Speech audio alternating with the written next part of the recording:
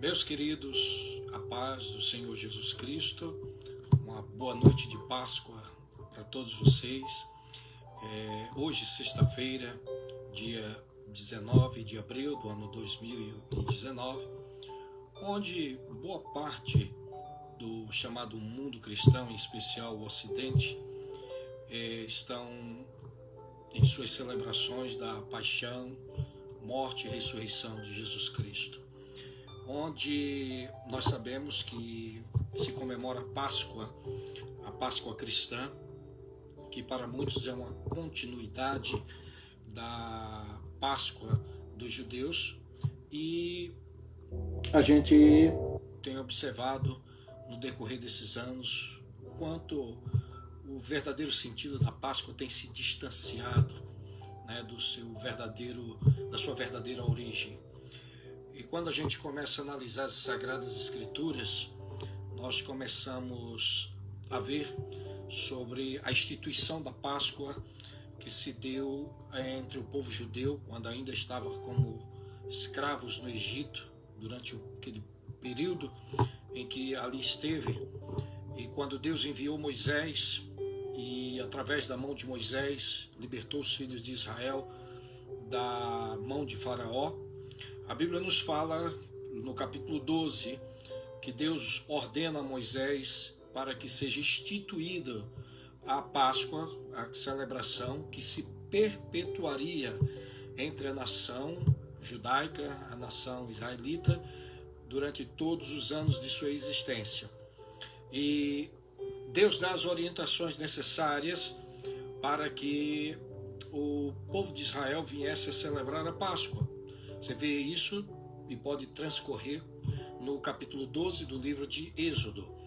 Então, Deus havia ordenado que um cordeiro de um ano, sem mancha, pudesse ser separado, né, uma ovelha, uma cabra, para poder então ser sacrificado na parte da tarde. E isso alguns sugerem que seria às 3 horas da tarde, né?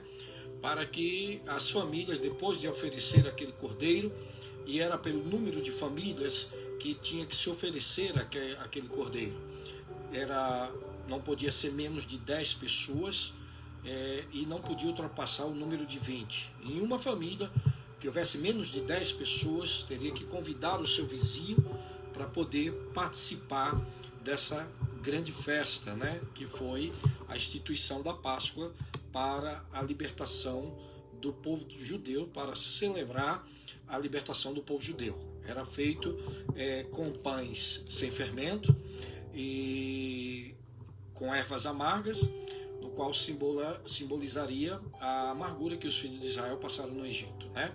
E naquela mesma noite seria o final das pragas que vieram sobre o Egito, seria a 10ª praga que havia sido pronunciada por Moisés, e ali os filhos de Israel teriam que, com o sangue daquele animal, passar na verga e nos umbrais das suas portas, para que quando o anjo da morte passasse ali e olhasse aquele sangue, ele não pudesse entrar na casa, não estava permitido entrar na casa, para que ali o primogênito da casa viesse a óbito, como de fato aconteceu. Então, o Senhor ordenou aos filhos de Israel que aquele cerimonial seria perpetuado pelas gerações futuras, como até hoje os filhos de Israel celebram a Páscoa, que é bem distinta de nós, né?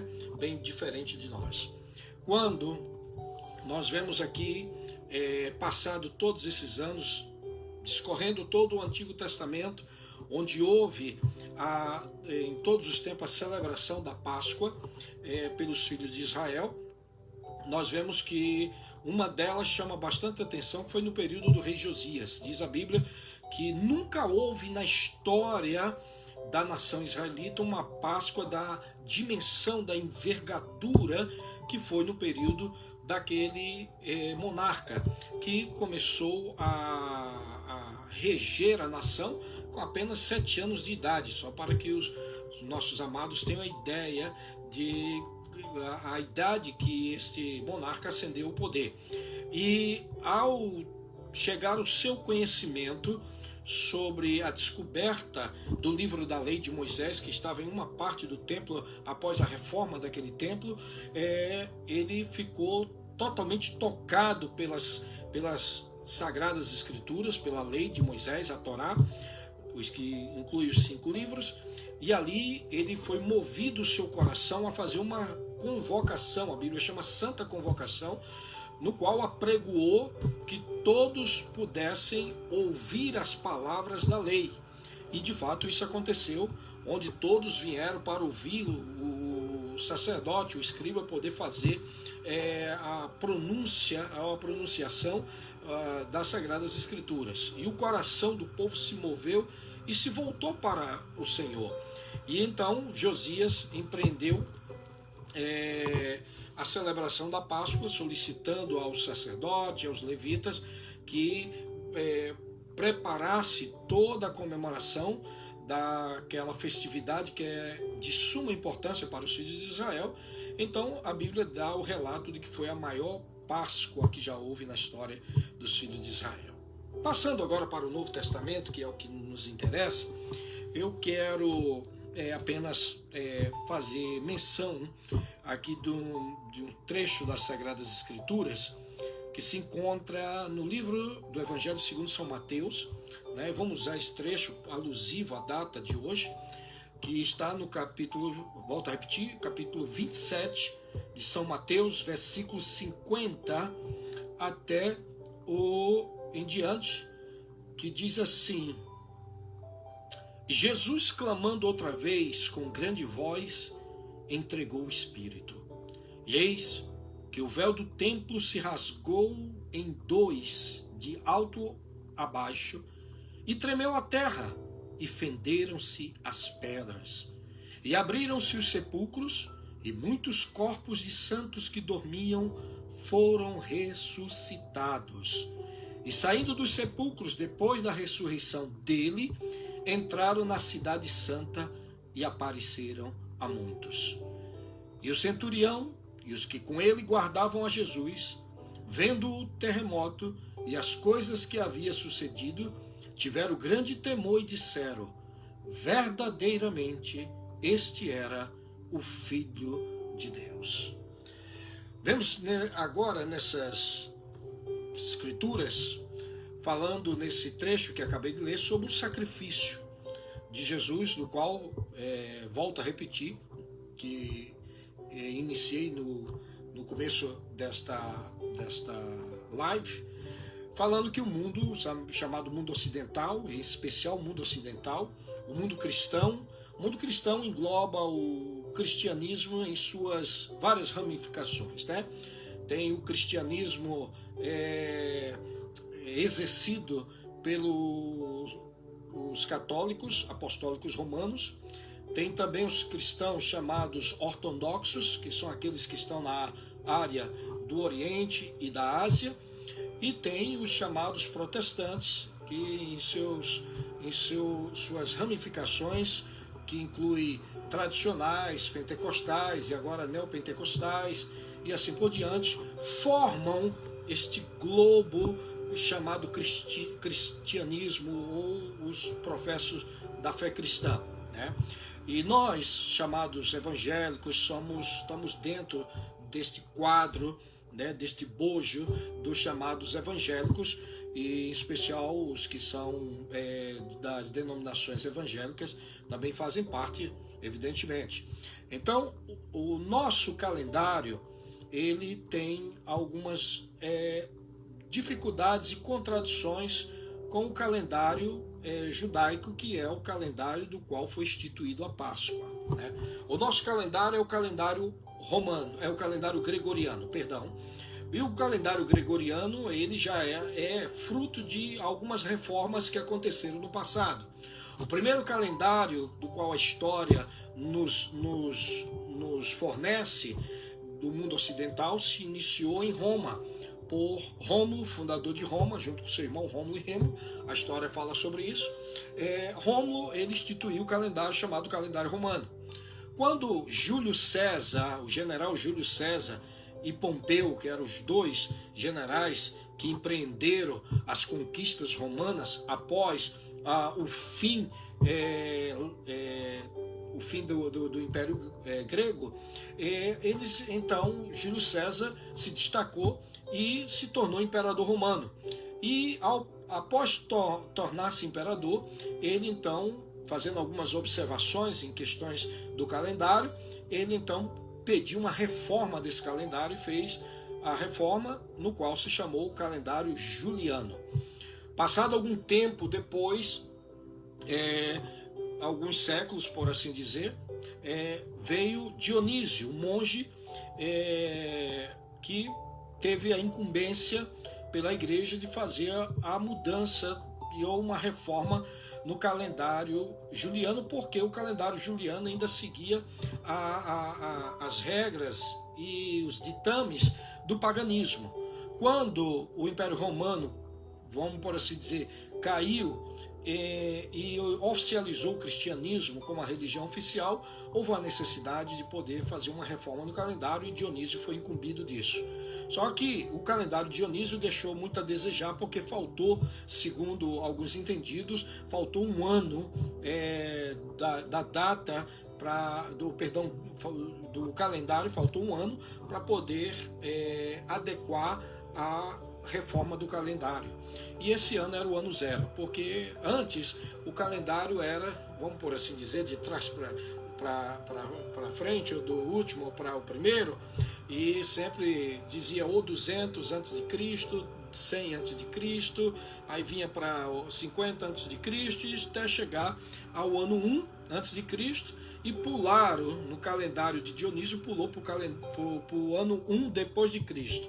Então, alguns sábios, vendo este erro, eles então resolveram reunir um concílio para fazer então uma reforma para poder colocar o ano que faltava, que era o ano zero. E depois de várias discussões chegaram a uma conclusão, e foi na época do Papa Gregório que então eles fizeram a reforma do calendário Dionísio, e então surgiu o calendário gregoriano, que é esse que nós temos até agora. Sabemos que algumas festas pagãs foram associadas e acopladas dentro do novo calendário ocidental, e aí ficou e perpetuou-se até os dias atuais. Entre elas, posso mencionar como o nascimento de Jesus, que se deu no calendário gregoriano até hoje, como no dia 25 de dezembro. E sabemos que essa data ela é muito superficial e ela contradiz, na realidade, os eventos que aconteceram naquela ocasião do nascimento de Jesus. Sabemos muito bem que naquela época em que Jesus nasceu, quem governava o Império Romano era Otávio Augusto, e foi na sua época que ele instituiu o que nós podemos dizer, o censo, né, para que todos pudessem se alistar, e ele sabia muito bem da topografia, da geografia, do clima da região do Oriente Médio, e jamais poderia decretar um recenseamento justamente no período de inverno. E a gente sabe que dezembro é o período de inverno no hemisfério norte, no qual a nação de Israel faz parte e está composta no hemisfério norte. Então, foi feito justamente no período já do verão, primavera para verão, e foi quando todos podiam se locomover, ainda mais numa época como aquela, 2000 anos atrás, com várias dificuldades de locomoção. Não é como hoje, que hoje se locomove de avião, você pega um voo aqui, algumas horas, minutos, que seja, dependendo do lugar que você vai, você já chega ao seu destino. Então, o certo é que foi feito, o recenseamento foi justamente numa época propícia para a locomoção, numa época de calor, numa época que pudesse todos não sofrerem com o inverno.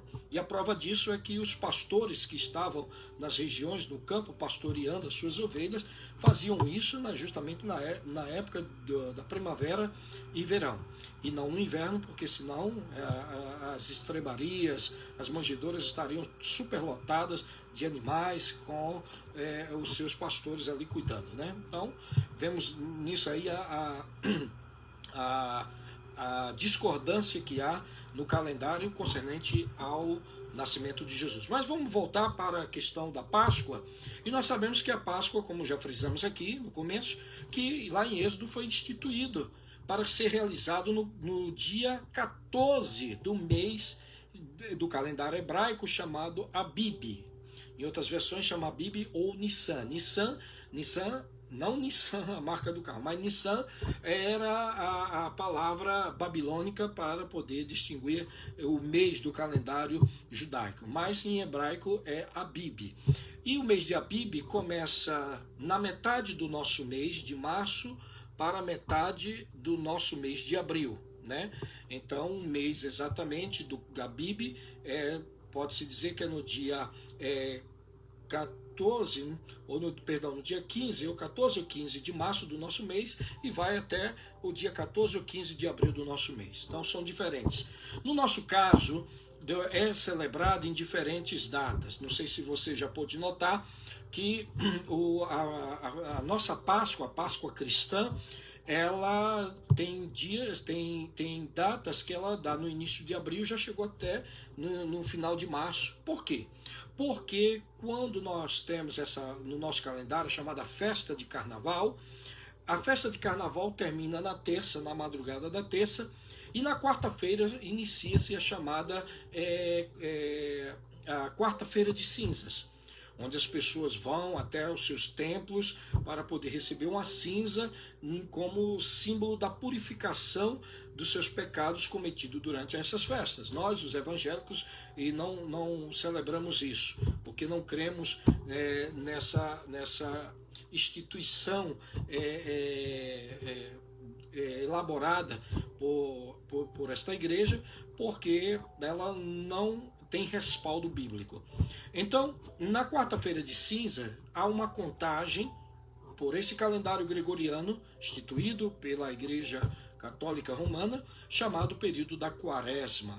E o período da Quaresma, ela então inicia-se, são 40 dias, e quando chega a última semana da chamada Quaresma, é chamada Semana Santa, que agora caiu justamente nessa semana agora, que vai se findar domingo.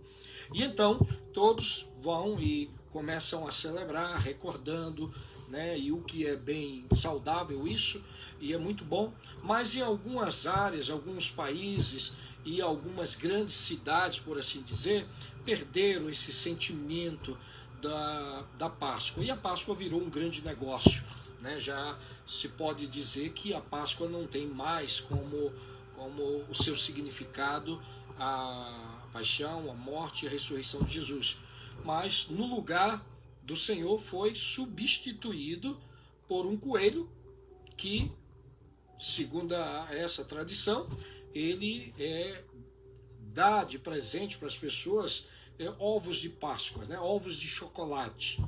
Né? O ovo de chocolate, e ainda de chocolate, eu sinceramente nunca ouvi falar que coelhos pudessem colocarem ovos. Eu nunca ouvi falar nisso. Mas as pessoas, né, eles associam uma coisa com a outra sem perceberem que há uma discrepância de tudo isso. E ainda mais ovos de chocolate, né? Convenhamos. Então, o sacrifício de Cristo foi substituído por um ovo de chocolate e um coelhinho, que é o que vemos, e muita venda no comércio, propaganda no comércio, para as pessoas irem até lá, gastarem, etc, como também é feito no Natal. Infelizmente essa é a realidade de que nós vemos sobre essas festas chamadas festas religiosas ou celebrações religiosas. Agora, nas Sagradas Escrituras, nós vemos que nos últimos dias que antecediam a morte de Cristo, o seu sacrifício, ele reuniu seus discípulos e pediu para que eles procurassem um lugar adequado onde eles pudessem estar reunidos para celebrar a Páscoa. E ele disse: desejei muito comer convosco esta Páscoa. E ele começou a fazer algumas declarações concernente ao que ia suceder nas próximas horas. E quando ele celebrou aquela Páscoa, e ali ele revelou que no meio deles havia um traidor que iria vendê-lo, né, e já estava tudo já preparado. Um dos seus apóstolos, chamado Judas, o Iscariote, já estava em conluio, por assim dizer, vamos dizer, estava em conluio com os sacerdotes, o sumo sacerdote, né, Caifás e os demais que ali estavam, fazia parte do Sinédrio, já prontos para poder levá-lo à cruz, à morte, que era o desejo deles, porque Jesus havia, durante os 3 anos e meio de seu ministério, realizado grandes coisas, grandes obras e milagres aconteceram como em nenhum outro momento da história daquele povo aconteceu, segundo o próprio relato de João. E quando chegou o momento, ele celebrou a Páscoa depois que Judas saiu e foi encontrar-se com seus algozes, e nós conhecemos que Jesus se retirou junto com os discípulos, depois de haver cantado o hino, após a ceia, e ali ele instituiu a nova aliança, o Novo Testamento, quando ele disse, tomou o pão, e tendo dado graça, ele partiu e disse, tomai e comei, isto é meu corpo, que é partido por vós, fazei isto em memória de mim. Paulo, lembrando esse momento, disse, semelhantemente, depois de haver ceado, tomou o cálice, dizendo, este cálice é o Novo Testamento no meu sangue, fazei isso todas as vezes que beberdes, em memória de mim. O Senhor Jesus disse, quando instituiu esta ceia em memória dele, disse, não bebereis mais deste fruto da vide, até o dia em que eu beba convosco no reino de meu Pai. E então os discípulos, confortados, mas tristes pelas as horas, os minutos que estavam se aproximando, Jesus retirou-se para o Getsêmani. Estando ali, ele tomou Pedro, Tiago e João, os 3 mais próximos a ele, que havia presenciado alguns eventos maravilhosos, milagrosos, e falou para eles, dizendo, olha, a minha alma está cheia de tristeza até a morte, ficai aqui e velai comigo. E quando ele se retirou um pouco mais à frente, ele dobrou os joelhos e conversou com o Pai, orou ao Pai, dizendo, Pai, se possível for, passa de mim esta hora, este cálice, tudo isso que eu vou estar para passar nesse momento, porque acredito que ele já estava visualizando, já vendo a dor e o flagelo que ia sofrer, segundo o capítulo 52 de Isaías, verso 14 ou 15, se não me falha a memória, que o flagelo foi tão intenso, perpetrado pelos romanos, que ele ficou desfigurado, conforme a declaração do profeta Isaías. E ele, acredito eu, que vendo tudo aquilo já antecipadamente, ele se angustiou de uma tal forma que diz a Bíblia que seu suor se converteu em grandes gotas de sangue. E aí ele fez a oração dizendo, se possível for, passa de mim este cálice, sem que eu beba. Mas ele disse, todavia, não seja feita a minha vontade, mas a tua vontade. Por 3 vezes fez esta oração. E ao voltar, encontrou os 3 dormindo e disse para eles, nenhuma hora pudeste velar comigo? Vigiai e orai, para que não entreis em tentação. Na verdade, o espírito está pronto, mas a carne é fraca.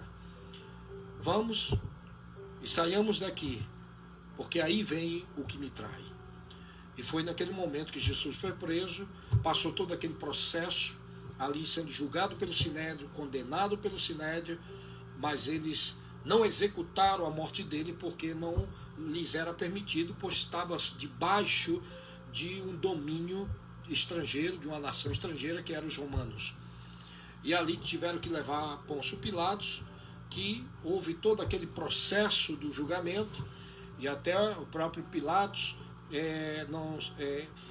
intentou libertá-lo, porque não viu nele culpa alguma, propondo para aquela multidão que ali estava Barrabás, acusado de crime, havia assassinado um soldado romano, e ali estava preso, e ali estava Jesus sendo acusado.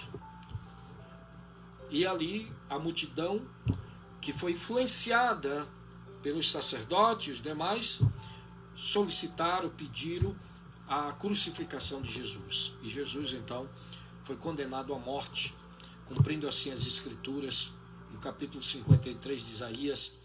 E segundo alguns estudiosos, às 9 horas da manhã, Jesus foi posto na cruz, foi pregado na cruz, e ao ser pregado, vendo aquela multidão gritando contra ele, ele disse: Pai, perdoa-lhes, porque eles não sabem o que fazem.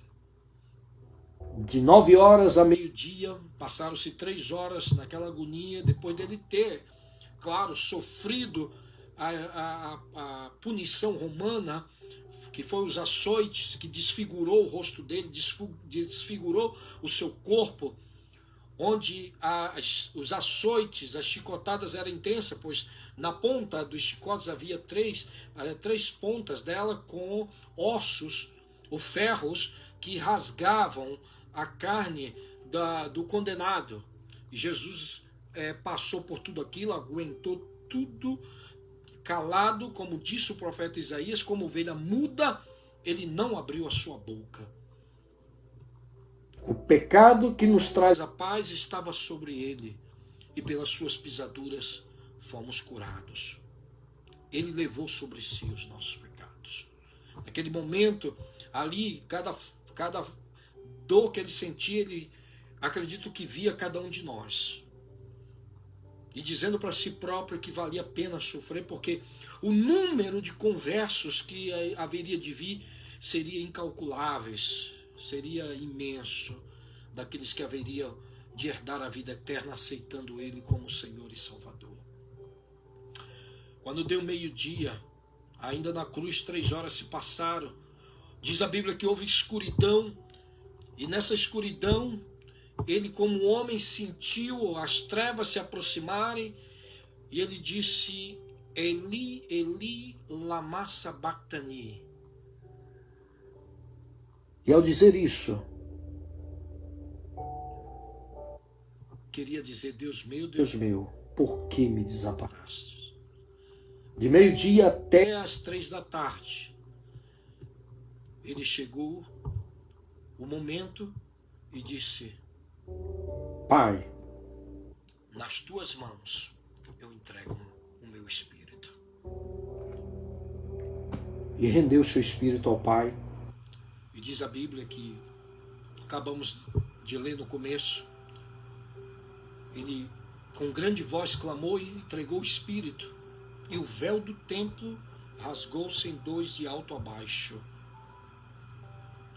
E algo tremendo aconteceu, houve um terremoto, estava tudo em trevas, escuro, o sol simplesmente desapareceu. Acredita-se que houve um eclipse total do sol por 3 horas. Por 3 horas. Houve um eclipse total que se deu a partir de meio-dia até as 3 da tarde. E houve escuridão, e segundo acredita os estudiosos, que foi em todo o planeta. E ao entregar o Espírito ao Pai, um terremoto abalou as estruturas da terra, e diz a Bíblia que muitos corpos de santos que estavam adormecidos, estavam mortos, ressuscitaram. Isso é que é tremendo.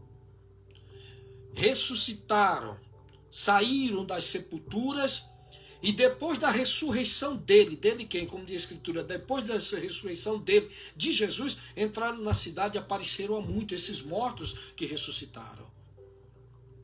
Foi um fenômeno que nunca aconteceu, que nunca houve na história da humanidade. Na morte dele houve ressurreição, e quando ele ressuscitou, essas pessoas entraram na cidade santa e apareceram a muitos. Mas nós sabemos que essas pessoas, segundo o registro do capítulo 11 de Hebreus, muitos não foram aceitos. e depois voltaram a falecer. Por isso que Jesus, no capítulo 15, é chamado a primícia dos que dormem. Por quê? Porque Jesus morreu, ressuscitou e nunca mais voltou a morrer. Por isso que todos aqueles que passam a crer em Cristo Jesus como seu Senhor e Salvador e hão de receber a vida eterna, a salvação da sua alma, esses hão de receber como herança um novo corpo, um corpo imortal, um corpo eterno, que nunca mais estará sujeito a enfermidades, a doença e a morte, jamais, porque será um novo corpo. Essa é a promessa de Deus para aqueles que crêem em Cristo Jesus, nosso Senhor. Portanto, nesta palavra de hoje que eu quero trazer para todos vocês, quero levar a você a refletir sobre o sacrifício de Jesus Cristo na cruz. Não foi um coelho, não é um ovo de Páscoa que fez a diferença, que mudou a história da humanidade e que tem mudado a vida de milhares e milhões de pessoas no decorrer desses 2000 anos ou mais. Mas foi um homem que se tornou homem, um Deus que se tornou um homem, que veio como homem e ofereceu-se a si mesmo voluntariamente para dar a sua vida em prol das nossas, para que hoje eu, você, todos nós pudéssemos por meio dele recebermos a vida eterna. Você já imaginou o que é isso? Ele disse para aquele ladrão que estava lá na cruz, né? Ele falou dizendo: hoje mesmo estarás comigo no paraíso.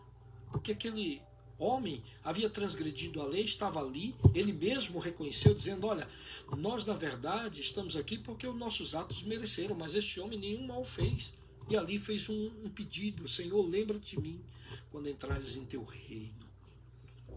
E Jesus disse, lhe deu a garantia: hoje mesmo estarás comigo no paraíso. Olha, meus queridos, talvez algumas pessoas estão alheias a essa realidade. Muita gente talvez não crê. Às vezes tem tanta gente que estão na igreja, fazem parte de algumas atividades na igreja, até cantam, até ministram, pregam e se lideram, mas há pessoas que não crê que vai existir uma vida após essa. Por incrível que pareça, me deparei com pessoas que acreditavam que quando morresse também a alma também deixava de existir. Isso é um perigo que tem assolado as igrejas, porque não se fala mais sobre esse assunto, sobre vida eterna, sobre uma nova vida. Essa vida aqui é passageira, isso aqui passa. E eu olho que nessas festas, principalmente a de hoje, que seria uma data para se relembrar de todo o sacrifício, estar com a família juntos, poderem refletir, buscar a Deus, se aproximar de Deus, compreendendo o sacrifício dele na cruz.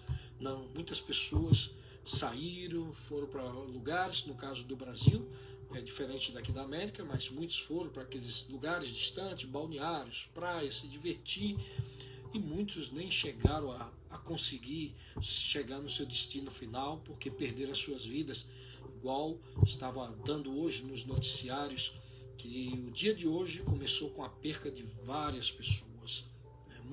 Em um acidente que aconteceu no estado do Paraná, uma família inteira, 6 pessoas no carro, perderam a vida. As pessoas não param para pensar que esta vida que é limitada, ela tem um tempo, um período. Portanto, Deus te dá a oportunidade, não é depois da morte, é agora. Porque Hebreus capítulo 9, verso 27, diz que aos homens está ordenado a morrer de uma só vez, vindo depois disso o juízo. Não há remédio, não há como poder retornar à vida de novo e poder refazer tudo aquilo que de errado fez no passado e ter uma vida mais junta, mais em comunhão com Deus. Não pode. Deus te dá, enquanto você está vivo, a oportunidade de você reconhecê-lo como Senhor de sua vida e Salvador da sua alma e viver para Ele. Pense no sacrifício de Cristo. E hoje, sexta-feira, em que estamos aqui falando sobre esse tema, você possa não somente compartilhe, né, o seu ovo de Páscoa com as pessoas amadas, queridas que você tem ao seu redor, no seu círculo de amizade familiar, mas que também você possa falar do verdadeiro significado, que é o sacrifício de Jesus pela sua alma. Jesus disse: eu sou o caminho, a verdade e a vida, e ninguém vê ao Pai a não ser por mim. Pense nisso. Pense que os seus dias na terra estão limitados, são contados. Mas a verdadeira vida, o sentido do seu nascimento, o sentido da sua existência, você nasceu e existe para viver eternamente. E essa eternidade depende da sua escolha. Você que tem que fazer a escolha enquanto você está vivo. Você que tem que escolher o caminho da vida, o caminho da eternidade com Deus. E o único meio é entregar o seu coração, a sua alma, a sua vida para Cristo, confessando os seus pecados, como diz Paulo em Romanos: se com tua boca confessares o Senhor Jesus Cristo, em teu coração creres que Deus o ressuscitou dos mortos, serás salvo, visto que com o coração se crê para a justiça e com a boca se faz confissão para a salvação. Que Deus abençoe a sua vida, meu querido, a vocês que assistiram, que tiveram até agora esse tempo que nós tomamos aqui trazendo essa palavra de reflexão, e que Deus abençoe a sua vida, seu lar, sua família, e que você possa tomar essa decisão de entregar o seu coração para Jesus Cristo. A todos que deixaram mensagens, eu vi aqui que há várias mensagens aqui de pessoas que carinhosamente passaram por aqui e deixaram aqui uma palavra, um like, né? Estou vendo aqui, observando aqui no computador e vendo que essas pessoas carinhosamente têm deixado aqui. Que Deus abençoe a vida de vocês, né? Que o Senhor esteja com vocês, que o Espírito do Senhor continue usando a vida de vocês em tudo. Essa é a palavra carinhosa do pastor Marcos para todos vocês, né? E que vocês possam, os que já conhecem Cristo, já tem Jesus no seu coração, continue servindo a Ele, estando próximo a Ele, cada dia mais em comunhão com Ele, porque estamos vivendo dias maus. O domingo é celebrado o domingo da ressurreição, né? Onde os que celebram essa Páscoa creem que foi no domingo que Jesus ressuscitou. Então, eu quero que Deus abençoe a sua vida. Um abraço carinhoso para todos vocês. E nós estamos ali, somos pastor da Igreja Assembleia de Deus Filadélfia, Ministério Internacional. A nossa igreja está localizada na 6701, ou seja, 6.701, vou ver se pronuncio correto, né? Me perdoe se meu inglês não estiver bem. Ironwood